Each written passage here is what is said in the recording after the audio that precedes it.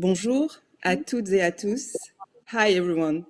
The French Embassy in Ireland is particularly pleased to collaborate with the Kurt Festival 2021, a festival that showcases national and international literary talent, promoting poetry, literary fiction, non-fiction, and gender writing.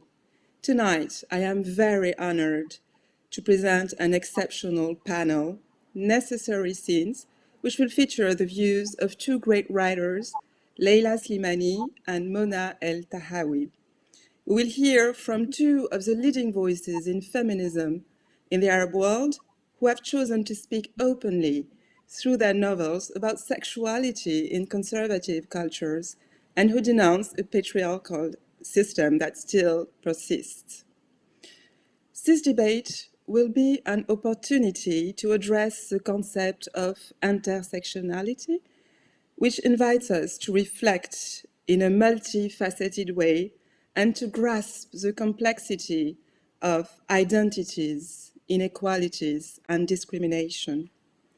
As cultural counselor of the French Embassy, I would particularly like to welcome the presence of Leila Slimani, winner of the 2016 Goncourt Prize, and a woman who is committed to the Francophone world, the French-speaking world, open to multiculturalism. Before I hand the floor over to Salma El-Wardani, I would like to acknowledge the breadth of this year's Kurt Festival program, which reflects the diversity of the world around us and captures the sometimes controversial topics and critical challenges of our society. Merci. شكرا جزيلا وأتمنى لكنا نقاشا جيدا. Shukran.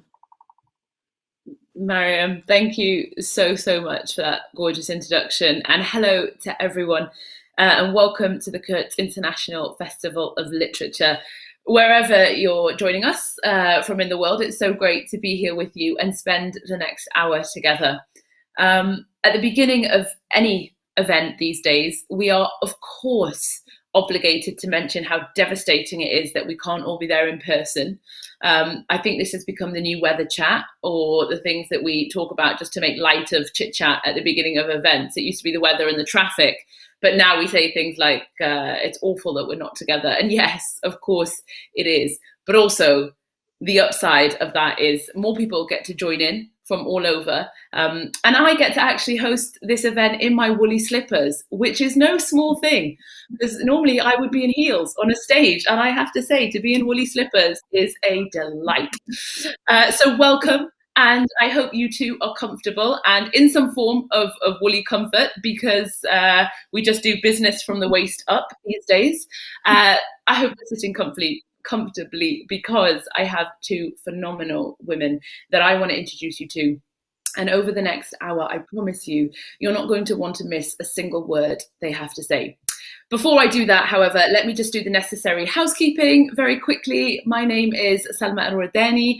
I'm half Egyptian, half Irish, and I'm a writer, poet, and BBC broadcaster. As a Muslim woman, I write a lot about sex, which in all honesty doesn't go down that well with my fellow Muslims, and the very reason why my two guests on this panel today are so unequivocally important. Now, throughout the panel, if you'd like to get involved, then please do. You can use the hashtag Kurt2021 to get involved on Twitter, or you can get involved in the chat below, and please don't hesitate to do that.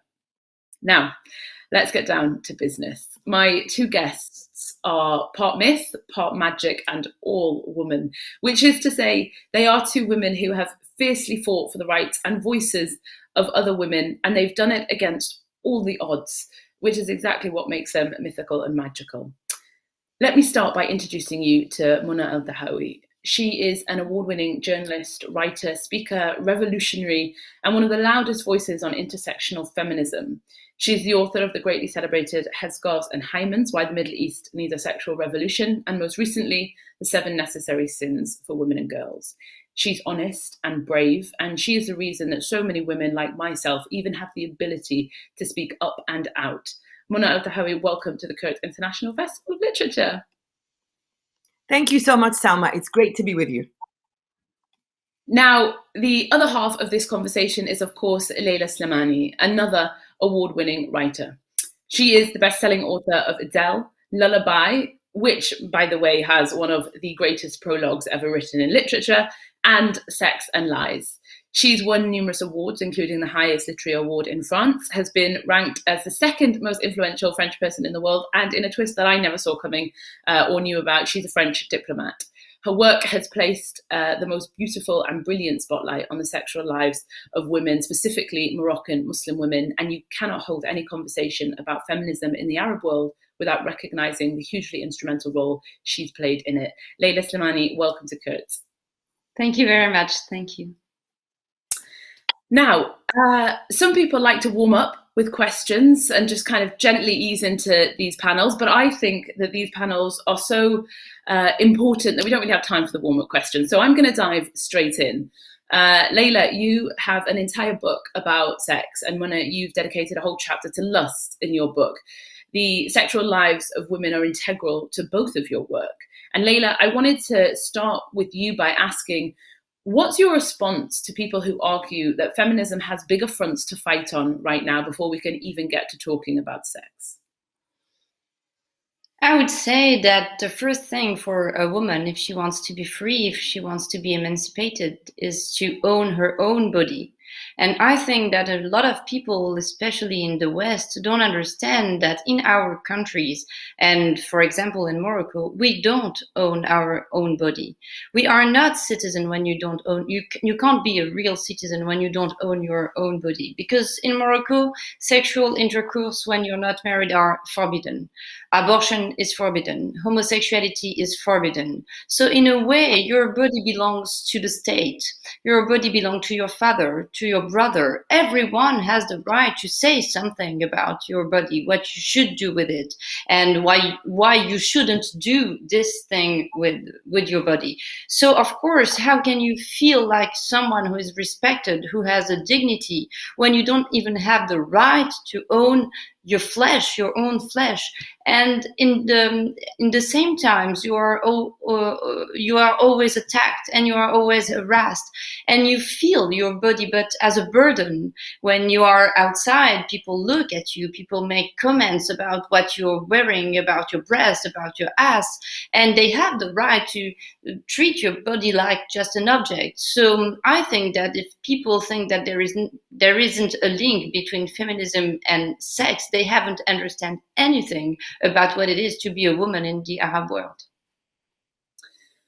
And to that point, we can argue that there is nowhere in the world in which women own their bodies. And Mona, I wanted to come to you on that, because we like to have this idea that it is just Muslim women, Arab women, women across the Middle East who don't own their bodies. And there is the idea that Western women are liberated and emancipated from this. But I think we could argue that that's not necessarily true. Right. Well, so Salma, first I will begin with the way that I always begin. And if we were in a room together, this is how I always begin. And my name is Eltahawy, and my pronouns are she, hers. And this is my declaration of faith. Fuck the patriarchy. This establishes the ground for everything that I speak henceforth. I think it's something that we can all agree on. This is our faith.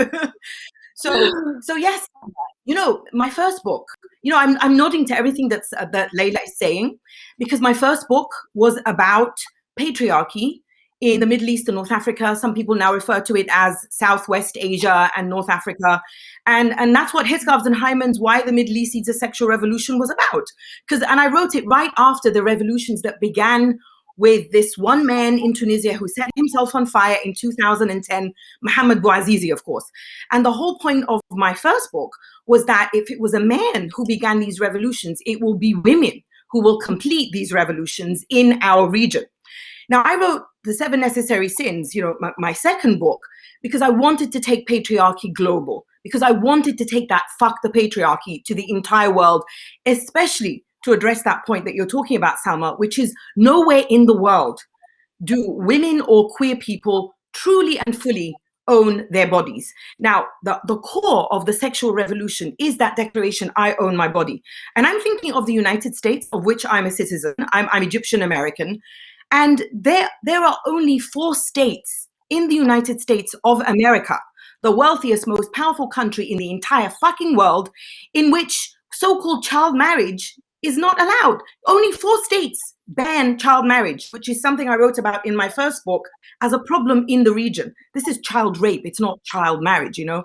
And I'm so glad that we're having this conversation, for an Irish festival. And I wish we were having it in Ireland, because it's only recently that in Ireland, marriage equality became law, and marriage equality became law before repeal the 8th went to a referendum. So we are talking about basically queer rights before women's ownership of their bodies, or people who could become pregnant ownership of their bodies in Ireland, which is one of the reasons I love speaking in Ireland, because when I talk about that, when I talk about how the state, the street, and the home together oppress me and queer people, Ireland understands exactly what I'm talking about. So whether it's the United States of America or Ireland, this is global. Indeed, it is global. And it also seems, you spoke there about repeal the 8th. And Leila, I know in your book, you speak about the legislation in Morocco that inhibits so much of women's lives and keeps them in certain places that is not safe or good for them. And I wanted to just go straight to that point because you've brought it up. Globally, there is so much in the structure that suffocates and keeps women down, including in their right to get abortions. And like we've established, Mona, this is not something that is, the Middle East is dealing with. This is something that the world over deals with.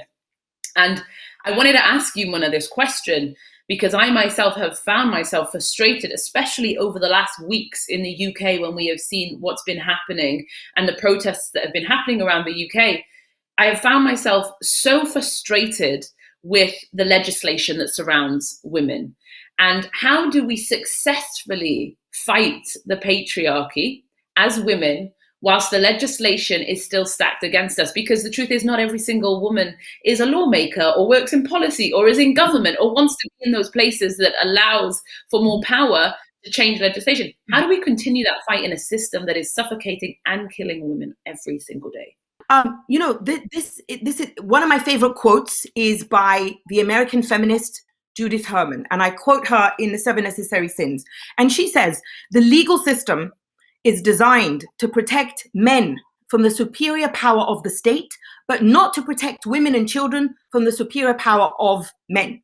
Now, to take this to a more intersectional approach, I would also ask what type of men, which men are we talking about? And in the UK, of course, we're talking about white, cisgender, heterosexual, and mostly affluent men, like that fascist fuck Boris Johnson and the fascist fuck we had in the US, Donald Trump. The world is full of fascist fucks. And depending on where you live, those fascist fucks are the ones who ensure that men just like them are protected from the law. So we have a situation now where in the UK, you have women marching and being arrested, not even marching, they hold a vigil because a woman was abducted and murdered by a police officer.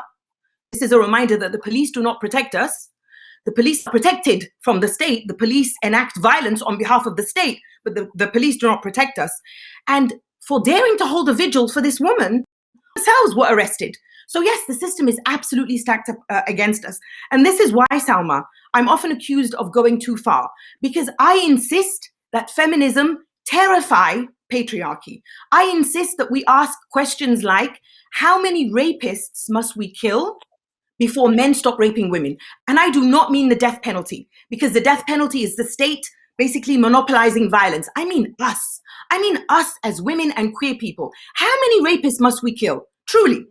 Now, asking this question, a TV episode in Australia in which I asked this question was banned.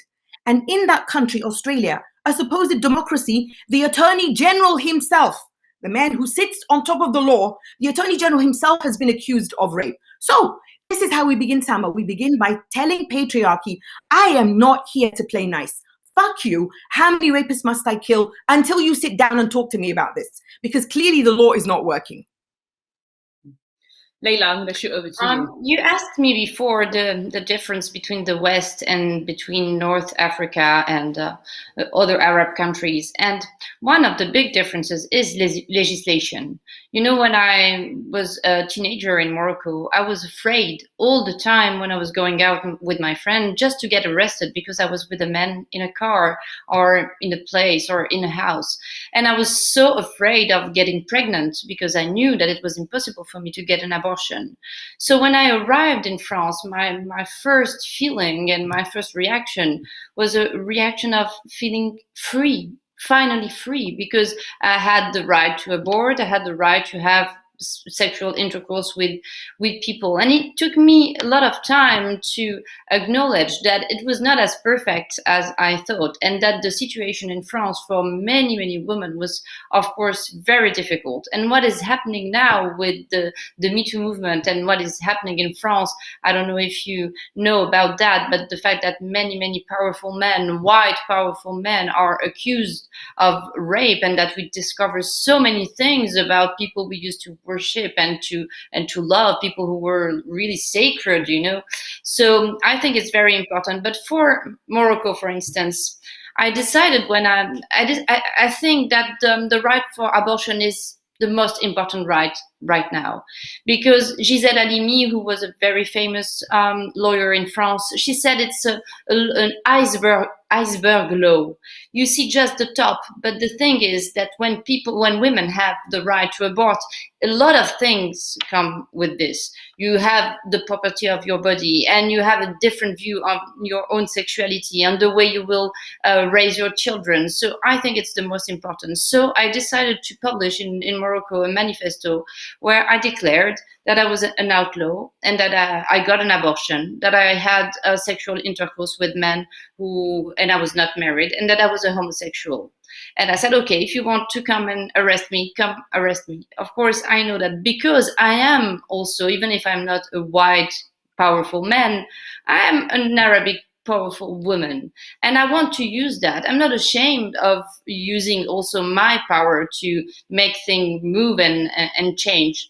But I have to say that the people who were the most violent against me were women in Morocco, because it's a lot of women also, they want to keep, and I don't really know why. I can analyze and understand why, but a lot of women was like, oh, you're disrespectful to your culture, to your tradition, and we need men, and why don't you want men to love us and to desire us? So I think that we don't only have to fight against men and white men, but also against our own mothers and grandmothers and all the women around us who don't want things to change, because in a way they feel that they suffered so much, they had to endure so much. Why should we be free? Why should we have the life that they didn't have? And I think that we have a generational problem also that we have to solve inside the group of Arabic women, or inside the group of women. So it's not always easy. But the first thing for me is legislation and the right to abort. Absolutely. And Leila, you have segued perfectly into a question and a conversation that I wanted to have a bit later on down the line, but you've brought it in now, so let's discuss it. And that is, and this is something, Mona, you speak a lot about in your book as well, The 7 Necessary Sins, when you talk about the foot soldiers of patriarchy, and you talk about how white women in America, for example, especially that huge percent that voted for Donald Trump, were the foot soldiers of patriarchy. Just like you said, Leila, we're fighting against men, but we're also fighting against, generations previously, we're fighting about other women. And I wanted to ask both of you this. I'd love both of your answers to this question, actually. And Mona, I'll come to you first. But how do we as women fight both of those fronts effectively without essentially doing what the patriarchy wants us to do, which is divide and conquer from within, right? Get them to fight amongst themselves, so then we'll distract them with that, and we'll never want to focus on anything else. And also, to add to that, we live in a time of hyper feminism, and it's performative in a lot of ways. And by that I mean, we live in a time where everyone talks about the sisterhood, and it's really fashionable to talk about the sisterhood. It's fashionable to be like, yes, sis, yes, queen, I see you going. Yeah, we're here to support women supporting women. And these are all great things that people say, but it's not exactly enacted in that way. So we're here in that hyper-vigilant empowerment towards one another, where it's not really right to say, hey, by the way, what you're doing as a woman isn't great, and maybe it's not helping. So we're trying to tread this very delicate balance of bringing all the women with us, empowering them, recognizing that they're on a different journey and they're at different places, whilst also trying to dismantle the patriarchy. I personally find that such tricky ground to walk. How do we do it effectively? Well, Sama, it's a fucking minefield. And I think that what we have to recognize from the get-go is we have to get rid of this idea that all women support all women. You know, when I was younger and slightly less radical in my feminism, I used to think, you know what, I will never fight with another woman because we're sisters, blah, blah, blah. It's total and utter shit. It's not true. It's not true for the reasons that, so part of the reasons I think Leila already mentioned it, which is that there are some women who think, you know what, I put up with this, why can't you? But there are also women who benefit from patriarchy.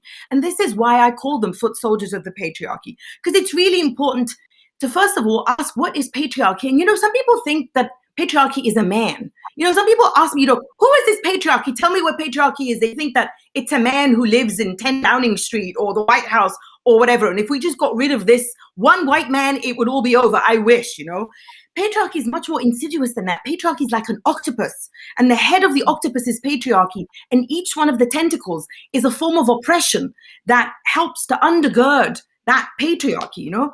So there are women who benefit from patriarchy, and they benefit from proximity to powerful men. They benefit because patriarchy gives them what I call crumbs of power that then they use to elevate themselves. And I always say, I don't want the crumbs of patriarchy. I want the entire fucking cake. In fact, I don't even want the cake of patriarchy. I want my own cake. Because this is such an important issue, because from that idea that, you know, all women are good, first of all, it's a really insulting idea. Not all women are good. There are some evil women like Marine Le Pen, who might become president in France. She's a fucking fascist. Not all women are good, you know? And then secondly, this idea that if we had more women in politics, well, I'm looking at the women who entered the US Congress in the last elections, and some of them, like Marjorie Taylor Greene and Lauren Boebert, again, fascist fucks.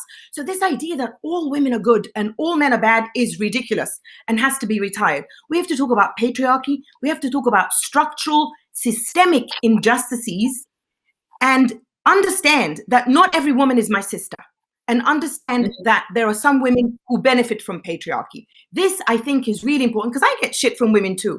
And I'm fine, you know, you don't want, I also think as a last reminder, there are some women who also attack all three of us, because what we say reminds them that they're not free. And when you're not free and someone comes and tells you you're not free, you have one of two options. You have to acknowledge you're not free and sit in that shit, or you have to do something about it. And when someone comes and tells you you're not free and you feel that you have to do something about it and you can't, you'd much rather shut Mona and Leila and Salma up than actually go out there and risk your life and fight for your freedom. Yeah, absolutely. Leila, you know, I remember my father, he used to say to me, you know, women and men, they're going to be equal when people will acknowledge that women have as much flaws as men. And he hated this idea that women are sweet and nice and soft, and women like to take care of little children and all that. And he always said to me, you know, it's a trap. Don't believe in that, because this is the best tool of patriarchy to keep women in this idea that they're not really people of rationality. They don't have they can't criticize or analyze the world. They are just good and soft and tender. So of course, I've never believed in that. And I don't believe that every woman are my sisters. But two things. The first one is, and I have to refer to Mona, because I remember the first time I met Mona, it was in Paris, and I was a young journalist, and I met her. And wow, I was so fascinated and so admirative of her work and of her courage. And it gave me a lot of courage. And I thought, I want to be like her.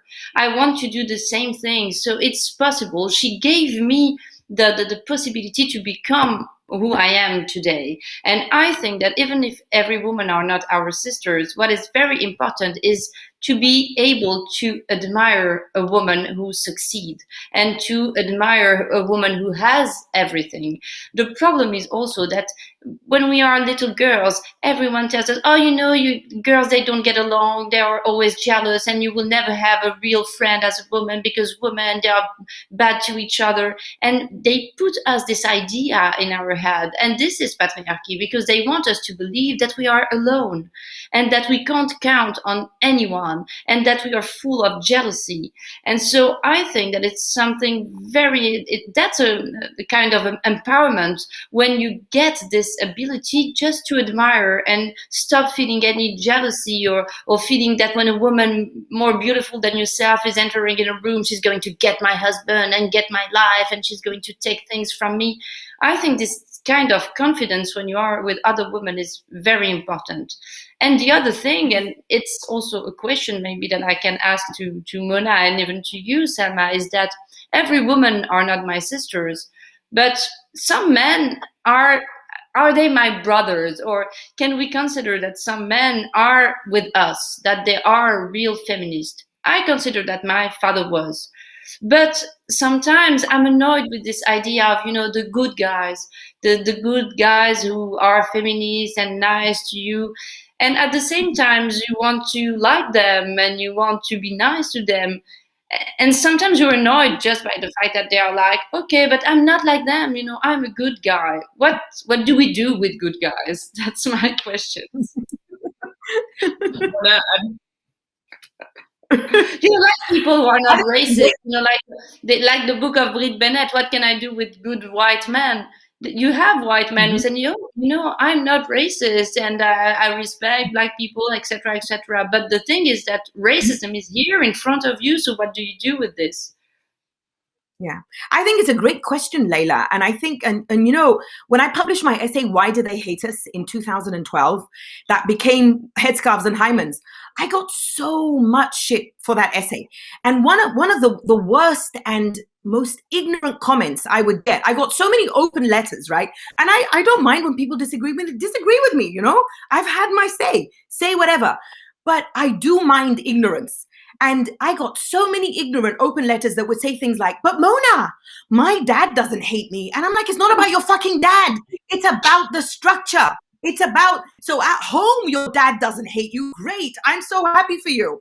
But when your dad leaves the house, he is operating in a structure called patriarchy. And it's no longer about your individual father or brother or husband or boyfriend or son. It's about a system of oppressions that privileges men and privileges women who are their foot soldiers to come and police us, So in the same way that we tell racists or that we tell white people, unless you are actively dismantling racism, you are factually benefiting from it. I tell cisgender men, unless you are factually dismantling patriarchy, unless you are actively dismantling patriarchy, you are factually benefiting from patriarchy. Because men who say, I've never beaten a woman, I've never raped a woman, fine. But the violence of other men keeps the rest of us terrorized and in fear and benefits you. Whether you haven't ever beaten a woman, or whether, so I'm like, what, you want 5 gold stars because you've never raped a woman? Fuck you. Thank you very much for not Exactly. Go out there and work on your fucking brothers who are raping women. So yeah, it's not about the individual, it's about the system. Yeah, I would totally agree with that. And I've actually written a lot about this, and I don't think there's any such thing as a good guy. They're like unicorns. They're mythical. They don't exist. And I read an extraordinary quote from a writer in a novel, and she said in this book, she said, all men are evil. Some guys are just good enough to hide it. And I read that and I just thought, oh, well, that hit me so hard. And I do believe, and I have believed for quite some time now, is there's no such thing as good guys and bad guys, and the bad guys rape and murder and abuse, and the good guys are just those stellar dads who tuck their kids in at night. There's no such thing. It doesn't exist. There are men who have done the work and men who have not. That's all there is. There is men who have worked to detangle their patriarchy and their misogyny that they are inherently born with, because this is what the world gives them. And even, we now measure men. The bar is so low. The bar is in Hades that we measure men by saying, well, he doesn't rape anyone, or he would never beat a woman, so he's one of the good guys. And I'm like, yeah, but he's still that guy who comes home and bends his wife over and fucks her so hard without any foreplay, or asks his wife while the kids are in bed, is dinner cooked? Or, do you know what I mean? Or speaks over the woman in the meeting at work every single time, or refuses to pay that woman in his company the same as men. All of those guys are the guys that you think are the good guys, but actually they're still trash. So, like I said, I don't think there's any such thing. But I could go on about this for such a long time, and I'm not going to do that right now, because that's a separate conference, quite frankly. I wanted to bring it back a little bit to sex and religion, which is something that you've both talked about in your work and in both of these books here in front of me. And Leila, I wanted to ask you that, because in your book, you quote someone who said, people aren't ready to have sexual freedom like in Europe. How true do you think that is of the Middle East, and how do we navigate that space? I think it's bullshit, because they are having sex, they are homosexual, they rape, they do everything. So they are ready to rape, but not ready to give the right to abort. That's bullshit. That has no sense. And I don't, when people say that to me, they say, this is not our culture. Homosexuality is not our culture, and sexuality is not our culture. And I'm like, okay, so what is our culture? Is rape our culture? Is violence against women and children our culture? Because I don't think that that it should define us. I don't think that we are our culture. I think that our culture is what we make of it. So we can change our culture. And the problem is that men in our country, they always tell us, no, this is our culture. You don't touch. That's like this, and it will always be like this. And there is this idea that it's completely frozen. It is impossible to change. But this is also a tool of patriarchy, this idea that it's impossible to make a real revolution and to go through this question of sexuality. So, of course, I absolutely don't believe in that. And I believe that people are ready. The only thing is that they are hypocrites. Are they ready to stop being hypocrite? Because they do everything. They do everything. The only thing is that they don't dare to tell that they are doing it. The problem of our countries is not a problem of sexuality. It's a problem of secret. The idea is what you don't see don't exist. What you don't say don't exist. So women are kept in silence and secret. You know what? We lived for 1 year of confinement and lockdown. This is the life of many, many, many women, even without the virus. We live in lockdown.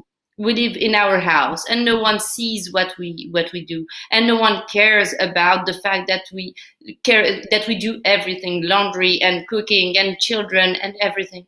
It's just secret and hypocrisy all the time. So this idea that we are not ready, it's just bullshit.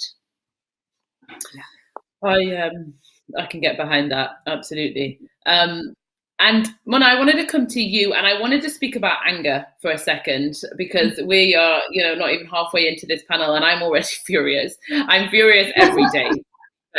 And I feel like life as a woman is just trying to navigate and control that anger for a lot of the time, because it's there and it's present. But I wanted to ask you about it, Mona, because you've got a whole chapter, you speak about it a lot, and we are living in a time, let's be honest, when women are expected to be polite, and anger doesn't become us and it doesn't get us places, especially if you're a Black woman or a woman of color. How useful is anger as a tool in the fight for female liberation and equality when so many people are denying us it? Right. Well, in the chapter on anger in the 7 necessary sins, which is the first chapter, because I consider anger the first of the 7 sins, which of course aren't sins, but I'm playing on deadly sins. But it's not the beginning it's not the end, rather. It's the beginning of what Audre Lorde, the Black lesbian poet and feminist and intellectual who, several years ago died, but she talked about anger, and I quote her in that chapter, as a fuel, that you have to consider anger as a fuel for the engine that goes out there and changes the world. And I believe that we are all born with anger. All children are born with anger. But what happens is that patriarchy socializes anger out of girls. And by the age of 10, and I quote a study that shows this, by the age of 10, girls around the world, regardless of where they live, have accepted that they are weak and vulnerable. So we've already squashed that anger out of them. But if you look at boys and girls when they're playing, they're just as rambunctious, they're just as angry. They are born with an inherent sense of, you can't do this to me, this is not fair. But we kill that in little girls so that by the time they grow up, they're taught to be nice and polite and blah, blah, blah, and all the rest of that shit, you know? And anger is also a privilege because, like you said, the further away you are from whiteness in countries that are, you know, have a large white population and where white supremacy is in place, the less anger, the less right to anger that you have. So you have the stereotype of the angry black woman. You have the stereotype, Muslim women, I don't even think that Muslim women are even acknowledged as angry. We don't even have a voice. We don't even acknowledge it as having the ability to speak, let alone be angry. So we've got like the nice, quiet, polite white women, and we've got the stereotype of the angry, loud black woman. And, you know, as brown Muslim women, I don't even know where we fit there. So I show up and say, fuck all of you, because I am angry, because I am enraged, and I have a very loud voice. So I think anger is important, but it's not the end. Because unless that anger is a fuel that takes you somewhere, it will be corrosive and burn you. And so that's why I say, I want us to leave girls alone so that they can grow up with that anger in them, because it is that anger that looks patriarchy in the eye and says, fuck you, this is wrong, I will not be silent. Yeah, and I think this is not only anger, but what you said before, the fact that we are polite and that we are always so afraid of not please people. And I love what Virginia Woolf wrote about the angel of the house, the idea that a woman is supposed to be an angel. She's supposed to give to people everything, and she will take the last part or maybe take nothing. And she will never say, I don't want to. No, I'm not pleased with that. She will never be selfish because, you know, a girl who is selfish, no, it's not good. And I don't know if you heard about that, but I heard about a study that was made in an American university. They took 5 little boys and 5 little girls, and they said to them, we're going to shoot a video, a publicity for a yogurt, and you're going to eat the yogurt and to smile and say it's very good. And they put salt in the yogurt. The 5 boys, they threw up the yogurt saying, yeah, we don't want to eat it. The 5 girls, they ate the yogurt smiling in front of the camera. And it says exactly what people and what the patriarchy makes of us. We are supposed to smile, even if we suffer. And I think that the day I was liberated was the day I decided, no, actually, I don't care if I'm not pleasing people, and I don't care if I disappoint people. I'm going to disappoint a lot of people, my children and my mother and my husband, and I'm not going to be the perfect woman they want me to be, but I'm going to be a free woman. And I think that's the most important thing. And the thing is that when you do that, actually, some people accept it. And you're surprised at the beginning because people have taught you so much the idea that a selfish woman will end up alone in her house with cats and be eaten by her cats, that you're like, no, actually I can be selfish, I can have a voice, I can say no, and at the same time be loved. I think the lesson there of that story, Leila, is spit out the yogurt, basically, and there's a sexual metaphor there as well, should you wish to take it.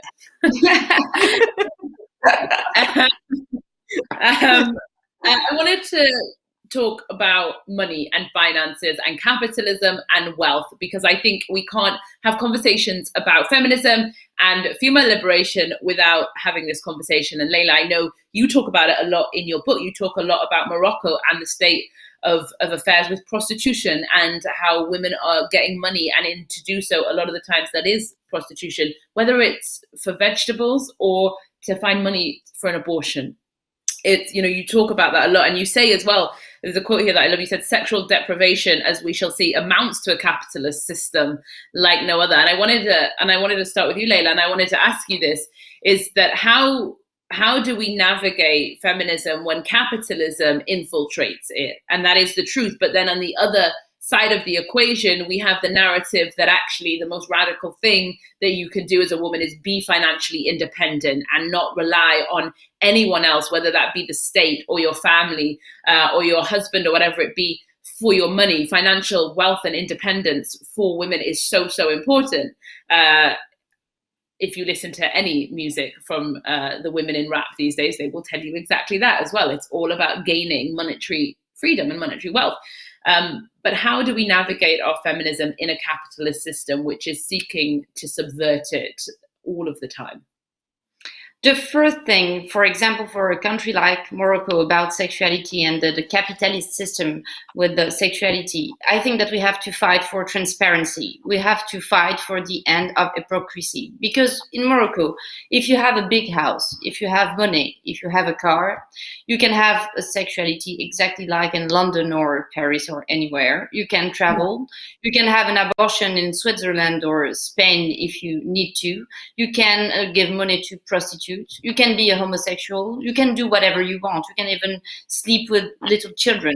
The truth is that when you have money in Morocco, you don't care about the law. You don't care about the tradition. You don't care about the religion. But when you are a poor woman, of course, all those laws are much harder on you than on a rich woman, because you won't have the possibility to choose your husband. You will be raped by the husband you didn't choose. You won't have the possibility to get an abortion if you need to. So the first thing is to fight against this idea that people who have money can do whatever they want and that law don't apply to them. I remember that the first sentence of the speech, the very famous speech of Simone Veil, the minister in France who got the right for abortion. She said the law that applies only to poor people and not to rich people is a bad law. Is forcément a bad law. So we have to fight against this kind of legislation in a country like Morocco. The other thing is that sometimes I'm worried about the way, of course, of the way capitalism uses feminism as a brand.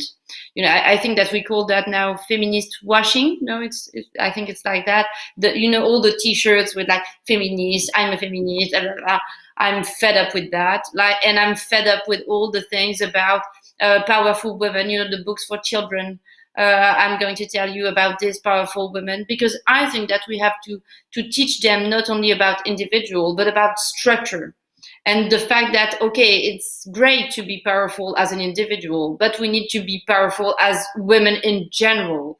And I think it's too easy to hide all the problems behind the figure of some powerful women. So yeah, sometimes I'm a little bit worried and annoyed by all this branding with feminism, but I think that I hope maybe it's just like a fashion and it will end, and we are going to really fight for the real things. And I hope that capitalism is not going to take it. But the thing is that la société de consommation, the capitalism, he takes everything. You can drink your coffee in a mug with Che Guevara. So, they can sell anything, Che Guevara or Gandhi or anything. So even communism can be taken by capitalism. Yeah, absolutely. There really is nothing that money can't buy, is there? Absolutely nothing at all, including our fight, right? Mona, I wanted to ask you, in the book in the book 7 Necessary Sins, you spoke about the time you went to Juma prayer, which was led by the first woman, Amina Wadoud, who led that prayer. And what I wanted to ask you is, how do we reshape or reimagine Islam for Muslim women who are sexually active and vocal about it and still want to maintain their faith and still want to be a part of their faith? Because the thing that Muslim communities traditionally will do is to try and push those women out of it by saying, you're a sinner, that's all you are, you're on the outskirts, you no longer belong to us, because if you don't belong to us, we don't have to deal with you and we don't have to focus on that problem. How do we reimagine Islam so that women can be sexually vocal and loud and proud with whoever they want to be sexually active with, still maintain their place in the community and not face backlash from that same community? And in many instances, that backlash can be fatal. Wow. Okay. That's a subject matter of a whole book. Not just minutes and an answer. It's incredibly difficult and absolutely necessary. So before I even answer that, I have to say that I am not an Islamic feminist. I am not a Muslim feminist. All of my, the religion and feminism are very separate for me.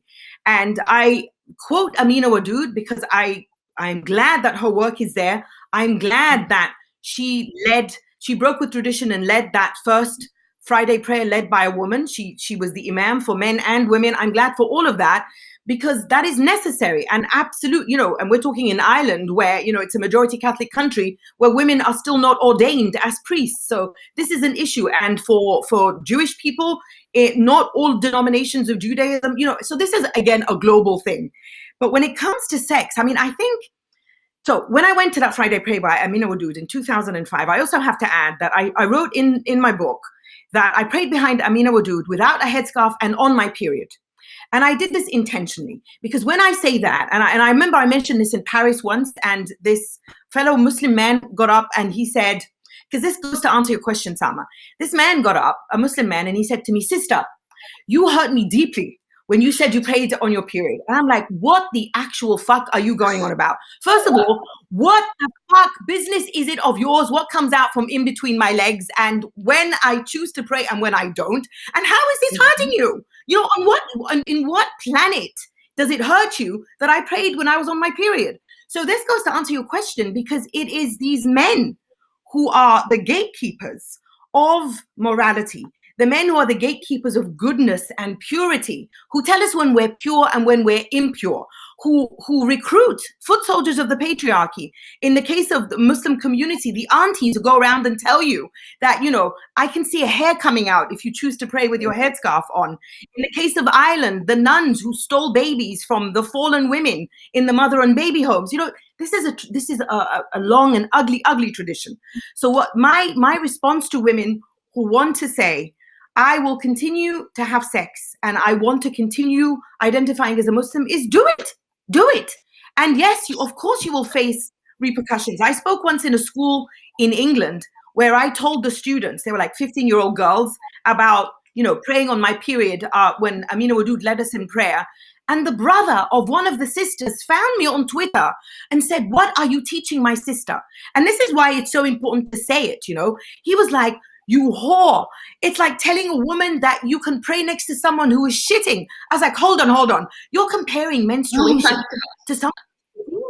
This is the kind of mentality we're talking about. So I said to him, and this is why it's important to say, I have sex. I fuck whoever I want. And I fuck whenever I want, obviously with their consent. I fuck men. I fuck women. I fuck groups of them, not just singular. And if that upsets you, good. If that makes you uncomfortable, good. And I told that man on Twitter, that sister of yours that you're scared that I brainwashed, she might not be saying anything right now, but I guarantee to you, in 5 years, she will be giving you hell, because she will never forget that she saw a woman say, I have sex, say that I pray on my period, or I did behind, So this is not a perfect answer, Salma.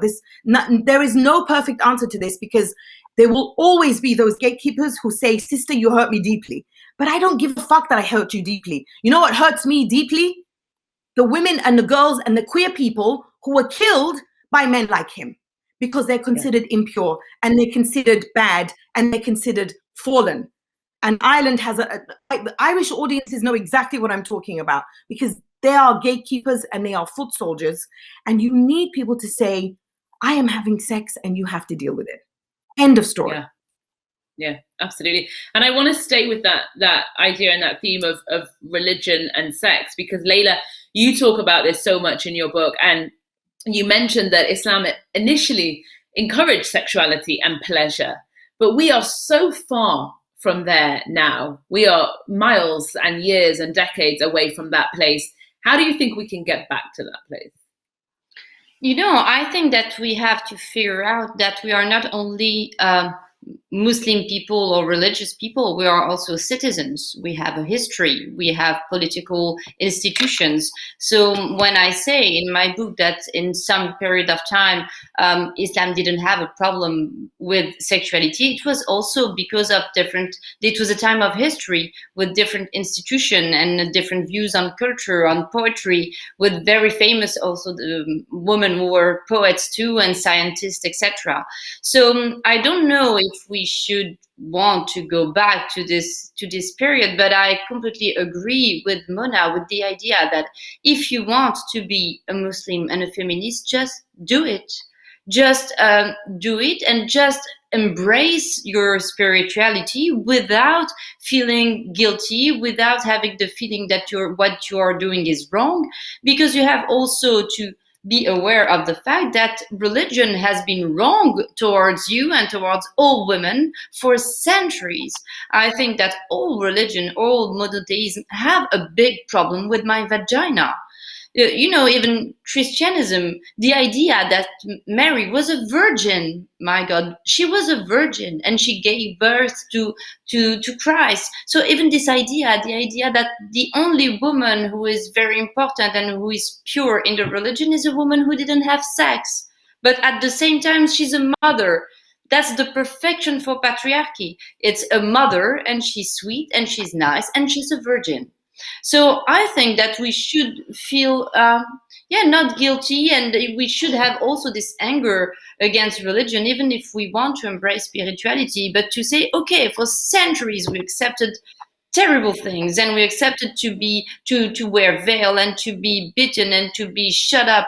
No, I think that we have to say stop, and that's why also in my book I give the voice of a very famous theologist in Morocco called Asma and Rabet, and she's a very, very smart woman, and she's an imam, kind of imam in Morocco, and I think it's very important that women also takes part in religion, in Judaism. Also, we have in France a very famous woman who is a rabbi, and she is very open-minded, and she's a feminist. If we want to be religious and feminist, let's change religion and let's make a revolution, and let's say, okay, there are things that we won't accept anymore, because I don't understand why we should be less respected than you when you are a religious man.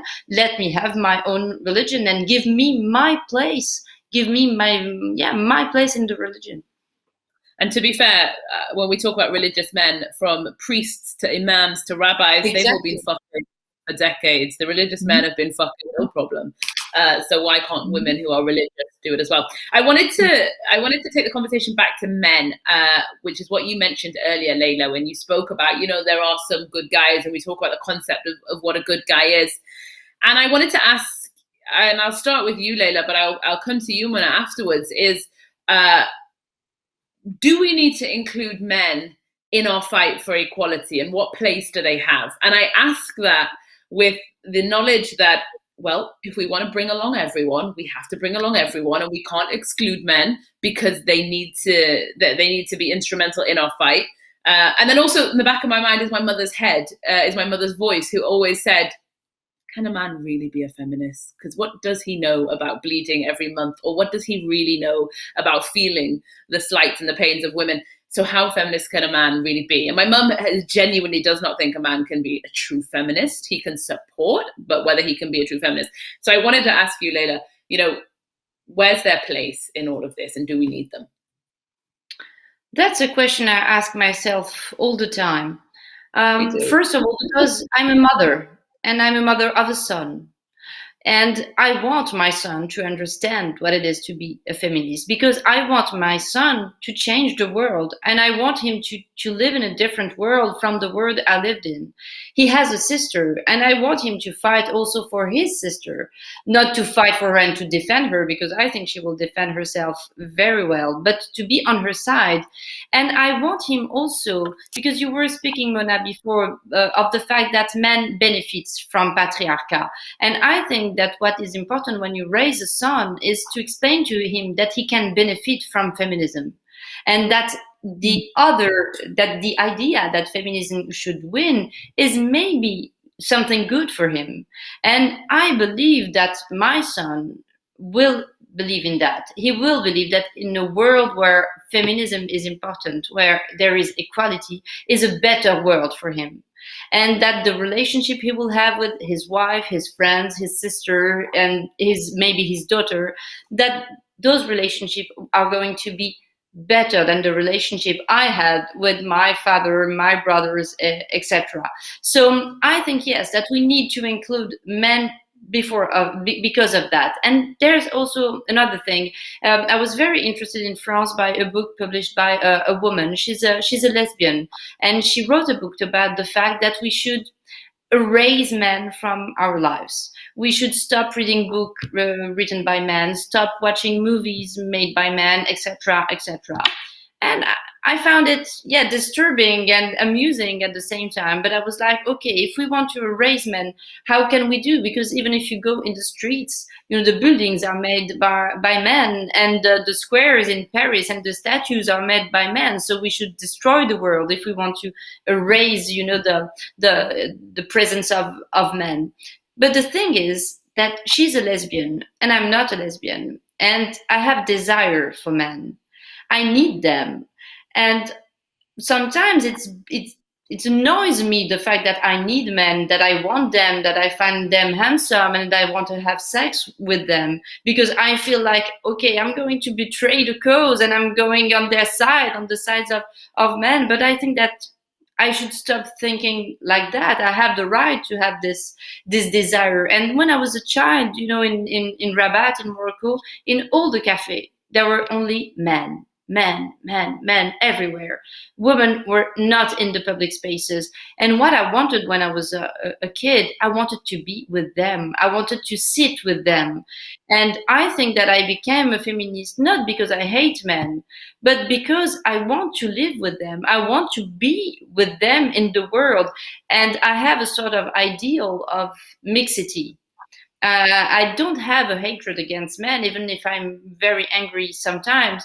And probably because I have desire for them. So I think that as an heterosexual woman, it's even more sometimes difficult to be rational, because I think that we have also to think about that, about what are the consequences of the desire we feel for men.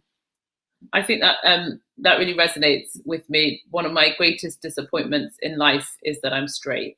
So I totally understand. That's exactly what my son said to me yesterday. He said, "Oh, I'm very jealous because I have a friend who is gay and I'm not gay. I'm so sad because I'm white, because his father is white. I'm white and I'm a heterosexual. What I'm going to do in my life?" I know that we are running short of time, and as much as I want this conversation to go on for the rest of the night, I wanted to ask that question, Sama. Yes, go ahead. Oh, because I wanted to pick up from what you were both saying about men and do we include them, because I think it's a really important question. But first of all, I am not heterosexual. I am queer. I gave up heterosexuality, or rather I unleashed my queerness many years ago, because we are not allowed. Adrienne Rich, the lesbian poet, used to talk about compulsory heterosexuality. And I think that's what we're all subjected to. We are it's compulsory that we are all straight. And I think that the further away we move from it being compulsory, the more we realize that many of us are queer. So I am not heterosexual, and I am not monogamous either. I'm polyamorous. And I say both of that because it's important to my answer. Because there are two things that I say that really upset cisgender, specifically heterosexual men, because I think it's really important to include trans women, trans men, and non-binary people, because all of them are hurt by patriarchy too. So one thing I say that cisgender men is stay out of my vagina unless I want you in there. But the other one is probably even more upsetting to them. And it is, I do not want to be equal to men. I want to be free. Because so many men themselves suffer greatly from patriarchy. Why would I want to be equal to a man who suffers from all those, the octopus tentacles, from white supremacy, from capitalism, from transphobia, from homophobia, from all of that? I don't want to be equal to that. I want to be free. And when you tell men that you don't want to be equal to them because they're socialized to think that they're everything, and that it is a gift to us if they allow us to be equal to them. And when you say to them, no, I want something even better and even bigger than being equal to you, I think that insults them on such a deep level, and it makes them really stop and ask, am I benefiting from patriarchy? So I like what you said, Leila, that they should know they will benefit from feminism, because feminism will destroy that octopus called patriarchy, and it will serve us to say, it was compulsory for me to be heterosexual, but I'm attracted to all genders. I'm not, and my sexuality is all embracing. And it is compulsory for us to be monogamous, because being monogamous means that you have that nuclear family that obeys capitalism, that sends out the obedient workers. And I'm an anarchist, and I'm a feminist, and I'm queer, and I'm polyamory. So on every level of my being, fuck you, patriarchy, because I resist through this by saying no. I will not be controlled sexually, on a gender level, and through money. No, on every level. Amen. Amen. Mona, what I also wanted to ask you, and you detailed this in your book, where you have a section where you said it, and it's 2050, and 3 women are being inaugurated into some incredibly high positions, including President of America, and it's the 3rd woman to be in office. It sounds like a beautiful, beautiful place. My question is a feminist utopia possible? I think the pandemic is such a shock to our system. This is the first pandemic for us in 100 years, and it has shocked us on every level. But if we are to emerge from this pandemic, and we have to emerge into a better world. And that better world, we achieve it by saying, first of all, fuck normal. Because there are so many people going around saying, I can't wait to get my vaccine so I can go back to normal. No, resist this idea of going back to normal, because normal is what brought us here. Normal is what has made it so that Black, Indigenous, and people of color has been disproportionately affected by this pandemic. And normal means that women locked at home with their abusers are dying without the ability to escape, and all the other fuckeries that Leila talked about, the washing, the cleaning, the teaching kids, all the usual that goes unseen. So this is our chance. This is our chance. And not even consider it a utopia, because the word utopia makes it impossible. People often say that anarchism is a utopia, that it's this dreaming the impossible. I want us to imagine a much better world, and imagine it by saying, you know what, why is it impossible? Why is it impossible to say that we all deserve a basic income, so that no one has to work to survive, so that no one has to be stuck in a marriage with an abuser because she can't afford to leave? Why is it impossible to say that as a woman or a queer person or someone who's trans, that I deserve to live in this world without being harmed? Why is that impossible? So what I want the world that pushed us into this pandemic to be abnormal, and I want us to emerge into a new normal that takes all what we were told was impossible and say, no, it is possible. So feminism, for me, is the solution to what brought us here. This is why I begin and end everything with fuck the patriarchy. So it's not a utopia. It's very much a reality, but it's a reality that we have to understand redistributes wealth and redistributes power. And there are many people who are resisting that redistribution. So it is possible. It is not impossible. It's not utopian. It's real. That's something I can get behind. Leila and Mona, I have both of your books here, and you will see from how many sticky notes I have in both of your books, how many questions that I have yet to ask, and how much I have marked in your books, which were both on my shelf, by the way, long before I was asked to do this, which is lovely, because I feel like I've somehow drawn you both to me, which is a real privilege. I wanted to ask you quickly each before we wrap this up. Leila, and to both of you really, what do you want your books to do? What do you want your work to do, especially these books? Leila, I'll come to you first. This is a book of nonfiction, but usually I write fiction, and I define myself more as a novelist than a nonfiction writer. And I think that in my novels, what I want is to try to explore what it is to be a woman in this world. And I'm always asking this question to me: how can we be a woman in this world? How can we endure that? How can we support this burden of being a woman? And I want to explode the hypocrisy, and I want to fight for this transparency. That's why my book Lullaby was about a woman who is a nanny. She's in a house and she's taking care of a child and she's cooking and she's doing things in the house. No one takes care about that. But I think that it's very, very, very important. And I think that the house is the first reign of patriarchy, with the father at the top, and then everyone has to obey. And all we are hearing about the violence in the house towards women, towards children, incest, rape, everything happens first in the house. So I want to explore that. I want to explore what it is, just the simple life of a woman, because just in the simple life of a woman, so much humiliation, so much injustice, so much silence and secrets. So as a novelist, really that's my goal, trying to explore what it is to be a woman. And Mona, I go to you.